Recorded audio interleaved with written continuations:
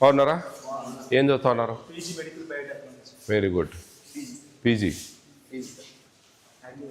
IT diploma దగ్గరైన college పక్కకే కదా? మీది ఆర్ట్స్ కాలేజా? ఎట్లా మెనూ బోర్డు ఎక్కడుంది? మెనూ బోర్డు కొత్తగా వచ్చింది ఇక్కడికి.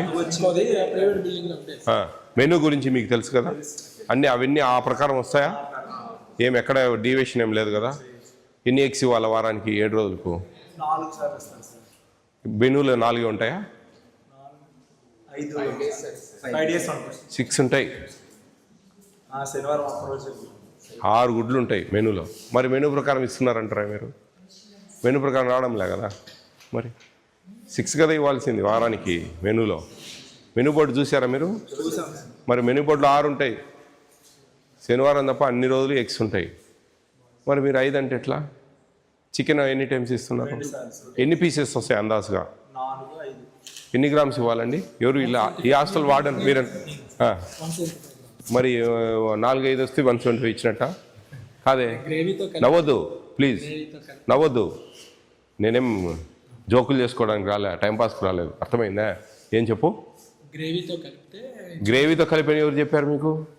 నువ్వు స్వామి నువ్వు గ్రేవీ కలుపుతావు, మంచినీళ్ళు తాగి నీళ్ళు కూడా కలుపు సరిపోతుంది.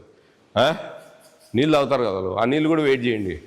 ఏం మేధావులే, మోకాళ్ళల్లో తెలివిలు ఉన్నాయి మీకు. 175 గ్రాములు చికెన్ ఇవ్వాలా? తక్కువ రేటు ఉన్నప్పుడన్నా ఇవ్వండి. పిల్లలు కాలేజీ పిల్లలు బాగా తినేవాళ్ళు. 10 పీసులు తక్కువ రావు. 175 గ్రాములు అంటే 6 మందికి కిలో. అర్థమవుతుందా?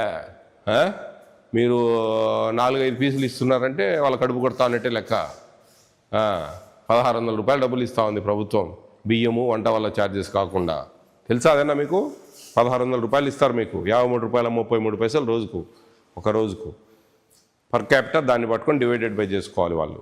ఎట్లా అని రైస్ ఫ్రీ, ఎంత 1 రూపీ అవి కాస్ట్ కాదు. అర్థమవుతుందా? You must question. ఎందుకు మాకు మెనూ ప్రకారం పెట్టరు? ఎందుకు మాకు 175 గ్రాములు ఇస్తారు కదా, ఆ ప్రకారం ఎందుకు ఇవ్వరు అని మీరు అడగాల. ఏం తప్పేముంది? చిన్నపిల్లలా మీరేమన్నా? వాళ్ళంటే చిన్నపిల్లలు, అడగలేరు. ఏం చెప్తే అది వినాలా? క్వశ్చన్ చేయాలా మీరు? పెద్ద పిల్లలు. మీ రైట్ రా ఇది, యు ఆర్ రైట్. ప్రభుత్వం మీకు ఇస్తున్న హక్కు. ఆ హక్కును క్వశ్చన్ చేయాలి మీరు. ఎందుకు మాకు ఇవ్వరండి ఏమి అని గట్టిగా అడగాల మీరు.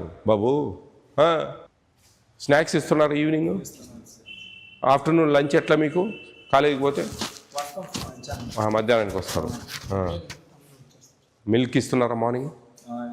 అప్పుడప్పుడు. నాకు తెలుసు, నేను ఇంట్లో కూర్చొని చెప్తా ఏం జరిగేది. Menu deviation కాకూడదండి.